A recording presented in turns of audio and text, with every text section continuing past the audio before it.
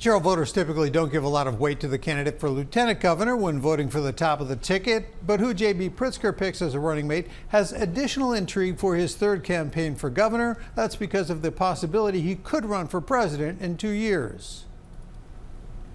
Governor J.B. Pritzker signing a number of education-related bills today, but who signs on to be his running mate as he revs up his re-election bid will be one of his next big decisions.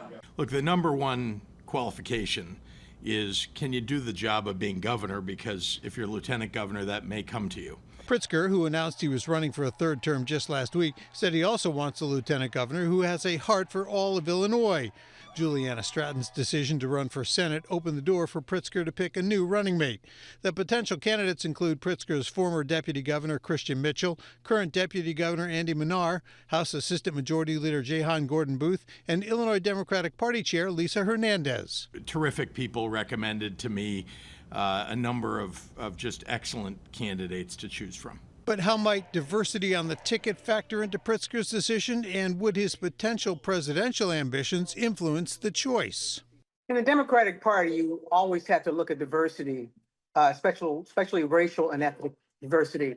And I can't imagine a white male candidate running for president without having some of that diversity in terms of his administration, in terms of his current running mate in Illinois. Well, I think beyond just diversity, I think it's important to have someone with perhaps different lived experience and skill set. I think good leaders want to surround themselves with people who broaden their perspective and not just echo it. The vetting process, according to sources, includes researching the backgrounds of potential candidates for things they've publicly said and policy positions they've taken.